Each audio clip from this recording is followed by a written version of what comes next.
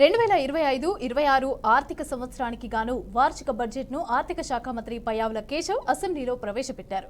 గత ప్రభుత్వ నిర్లక్ష్యం కారణంగానే రాష్ట్ర ఆర్థిక వ్యవస్థ కుదేలైందని అన్నారు. వచ్చిన పరిశ్రమలను రాబోయే పెట్టుబడులను రానివ్వకుండా చేశారని మండిపడ్డారు. వైసీపీ పాలన చూసిన ప్రజలు 2024లో అపూర్వమైన తీర్పుని ఇచ్చారని పేర్కొన్నారు. రాష్ట్ర పునర్నిర్మాణం ఎన్నో సవాళ్లతో కూడుకున్నదని తెలిపారు. ఆ సవాళ్లను అధిగమించడంలో చంద్రబాబు ఆయనే సాటి అని కొనియాడారు. ఇక 2019లో వచ్చిన ప్రభుత్వం రాష్ట్ర అభివృద్ధికి అడ్డుకట్ట వేసి ఉద్యోగులకు జీతాలు కూడా సకాలంలో చెల్లించలేని స్థితికి తీసుకొచ్చారని ఫైరెక్కారు. ఇక 3.22 లక్షల కోట్లతో 2025-26 వార్షిక బడ్జెట్ను రూపొందించామని తెలిపారు. రెవెన్యూ వ్యయం అంచనా ప్రకారమే 2,51,162 కోట్లు అని తెలిపారు. ఇక మూలధనం అంచనా 40,635 కోట్లు అని సభలో వివరించారు. రైట్, ఇదే అంశానికి సంబంధించి పూర్తి అప్డేట్స్ మా ప్రతినిధి వాసుబాబు అందిస్తారు. వాసు.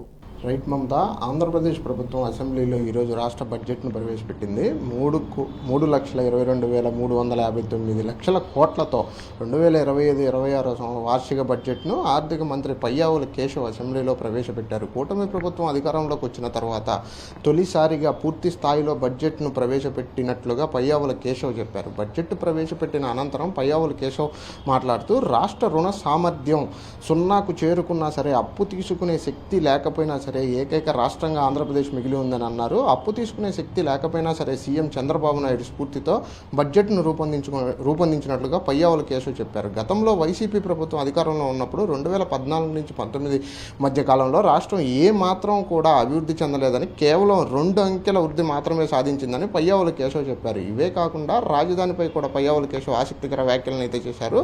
రాష్ట్ర విభజన కారణంగా రాజధాని కోల్పోయిన ఏపీకి అమరావతిని ప్రజా రాజధానిగా చేస్తూ ప్రధాని నరేంద్ర మోడీ సహకారంతో ముంబై కానీ ఇటు హైదరాబాద్ కానీ ఈ 2 నగరాలకు ధీటుగా అమరావతిని అయితే అభివృద్ధి చేస్తామని చెప్పారు. అదేవిధంగా ఎన్నికల ముందు చెప్పినట్లుగానే రైతుకు ప్రధాన పీట వేస్తానని చెప్పినట్లుగానే ఈ బడ్జెట్లో అత్యధికంగా వ్యవసాయానికి 48,000 కోట్ల రూపాయలను కేటాయించినట్లుగా ఆంధ్రప్రదేశ్ సీఎం చంద్రబాబు నాయుడు అయితే చెప్పారు. దీంతోపాటు సంక్షేమమే అభివృద్ధి ధ్యేయంగా ఈ బడ్జెట్ను ప్రవేశపెట్టినట్లుగా ఏపీ సీఎం నారా చంద్రబాబు నాయుడు చెప్పారు. వీటితో పాటు అన్నదాత సుఖీభవ కోసం 6,300 కోట్లు, ఏపీ జీవనాడి అయిన పోలవరానికి సంబంధించి 6,75 కోట్లను ఈ బడ్జెట్లో కేటాయించినట్లు, అదేవిధంగా ఈ నేపథ్యంలోనే రెవెన్యూ వ్యయానికి సంబంధించి 2,516 కోట్లకు మూలధనం, అదేవిధంగా వ్యయంతో పాటు 40,630 కోట్ల రూపాయలు అంచనా వేసి ఈ బడ్జెట్లో ప్రవేశపెట్టినట్టుగా చెప్పారు. అంతేకాకుండా మరికొన్ని శాఖలకు కూడా ఈ బడ్జెట్కు సంబంధించి ఈ బడ్జెట్లో అయితే కేటాయింపులు జరిపారు. వాటిలో ముఖ్యంగా విద్యాశాఖకు సంబంధించి 31,805 కోట్లు,